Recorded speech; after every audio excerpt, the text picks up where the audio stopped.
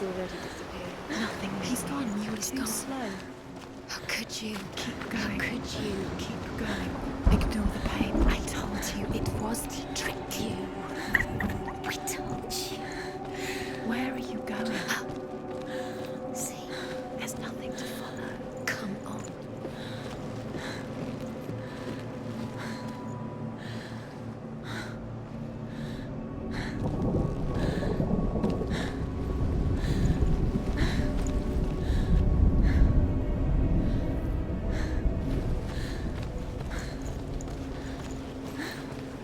There it is. You're imagining things. It's Dillian. Go towards it. Quick, go, run. Come on, before he disappears. Go, go, go. Ow.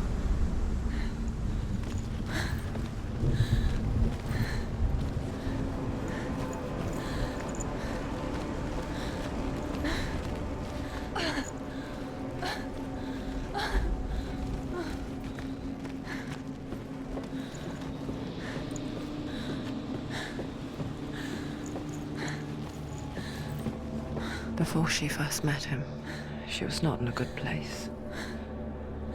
Just a teenager, but not like the others. Barely functioning, she rarely left the house.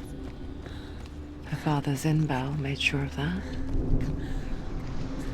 Only occasionally did she venture out on her own, collecting firewood and herbs. Errands out in the Orkney Plains. That was her world. Like this one. Barren and lonely.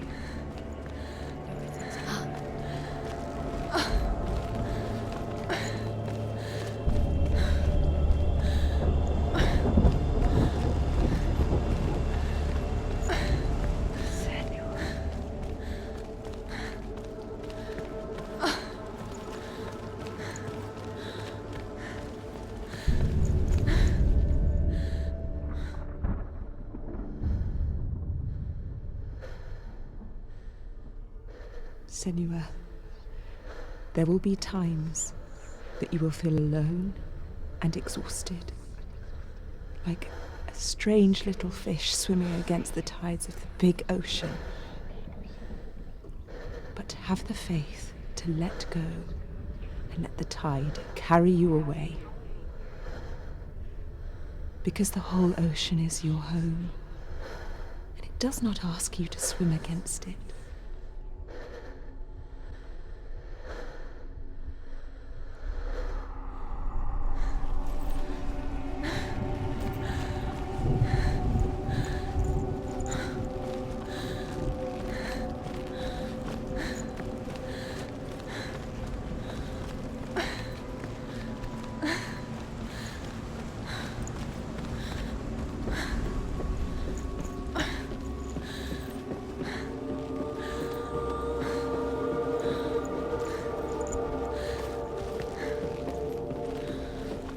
There he was, the lone figure of a boy. Sword play under the shade of a tree. She remembers the first time she saw him. To her young eyes, he moved as if dancing, and the world danced with him. The gloom lifted. For the first time in years, she felt a ray of hope.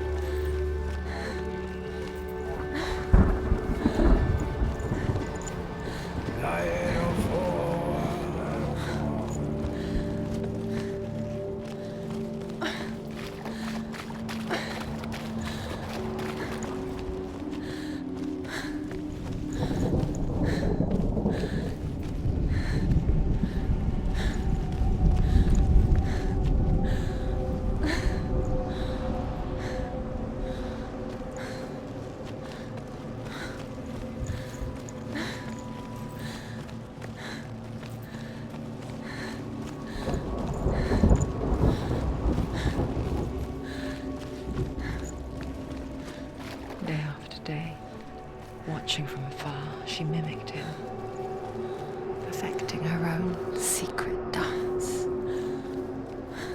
wishing those fleeting moments of light would stretch out to last forever.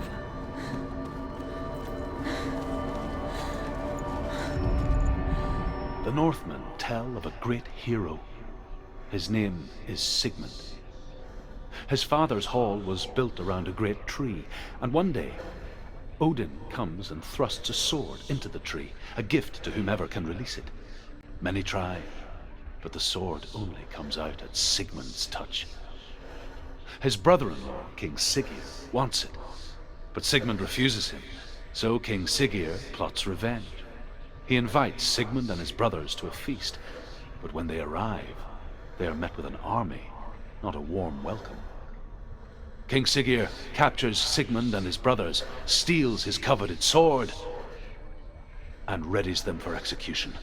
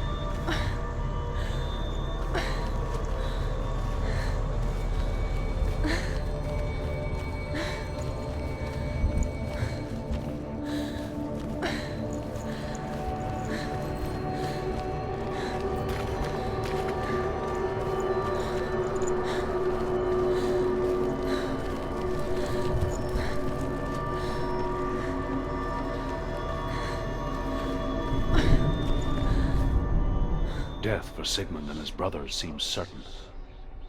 But the king's wife is Sigmund's sister, and she begs for mercy and implores the king to chain them up instead. He agrees. Not for mercy, though, but because he plans an even more cruel and lingering death. Chained to a tree in the forest that night, a she-wolf comes and devours one of Sigmund's brothers. She returns, ravenous, night after night, until only Sigmund is left. The next day, death for Sigmund and his brothers seems certain. But the king's wife is Sigmund's sister, and she begs for mercy and implores the king to chain them up instead. He agrees. Not for mercy, though, but because he plans an even more cruel and lingering death. Chained to a tree in the forest that night, a she-wolf comes and devours one of Sigmund's brothers. She returns, ravenous, night after night, until only Sigmund is left. The next day, Sigmund's sister sends a servant with honey to smear on Sigmund's face. But to what end? Well, that night, when the she-wolf appears again, you'll never guess what happens.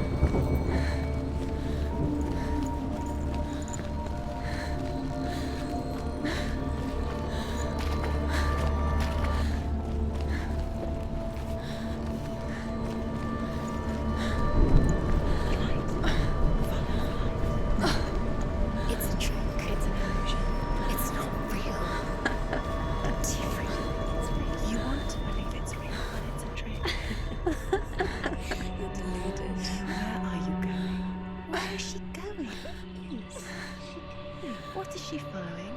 You can't even fight. It's just deception. How does he so effortlessly court the world and bliss? If only she could do the same. See the world through eyes anew and dance with it, just like he does.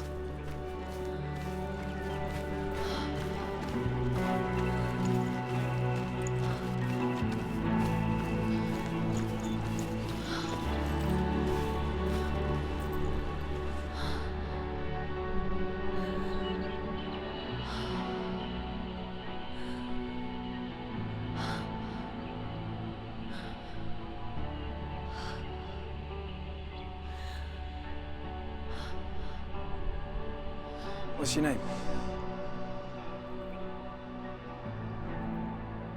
Senua.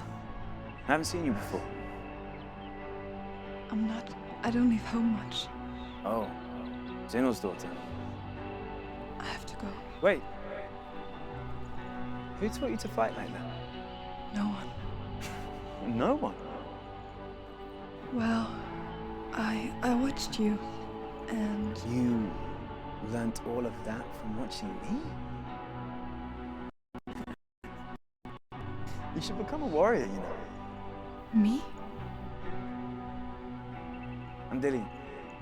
I'm here for the warrior trials. Just come and watch. And bring your sword. You can't put it into words. That moment when you look into the eyes of the one who is supposed to reassure you, make you feel safe. It only takes an instant. Fear swallows you before you have a chance to make sense of it. And darkness becomes a part of who you are. You killed him. But her world changed the day the Northmen took him from her. Senua knows that there's no going back to how things were. That there's nothing to go back to at all. Stay still, stay quiet, hide, don't tell her. Their gods can see into your mind. They will use this power to destroy you. They won't stop me. I can still feel it. Whatever's left of him, they will never let him go. I'm not gonna let him rot here. You're the one rotting here. Leave me alone. You will die here. No. And all your suffering will have been for nothing. Shut up!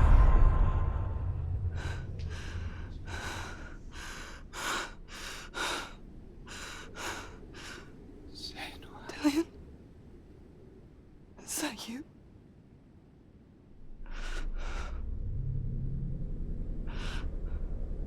I'll find you, my love. I promise.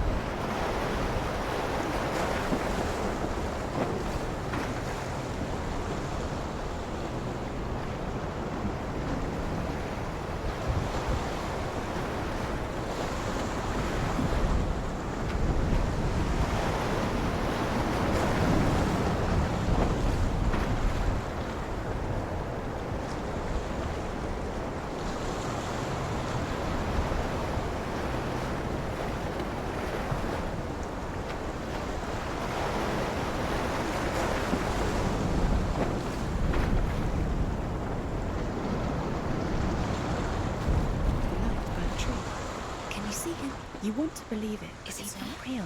Is he there? You're alone in these mountains. Is that Delia? Nothing lives here. You won't survive. You met him by the tree. She met him by the tree. Maybe it's a sign, the tree. What's he trying to tell you? He's waiting for you by the tree.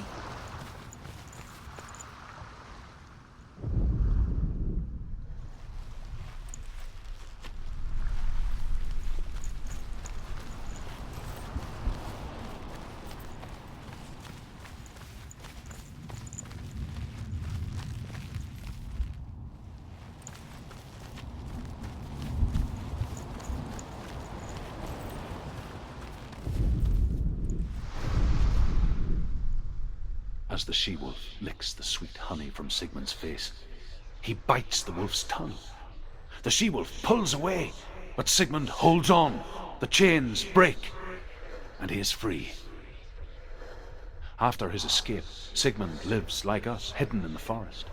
His enemy, King Siggeir, believing him dead, as his sister plots revenge. And for vengeance to succeed, even the great Sigmund needs help. So she sends her sons to him. But their blood is weak and corrupted, and they're put to death by Sigmund. So his sister hatches a new plan, one that is cold of heart and pure of blood.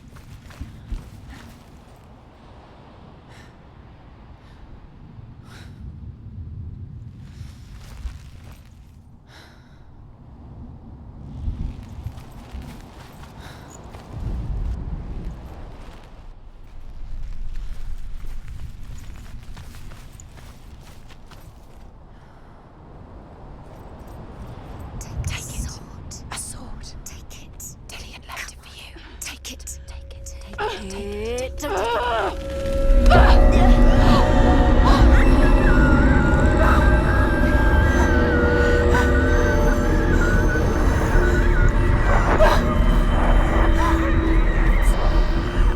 a trick.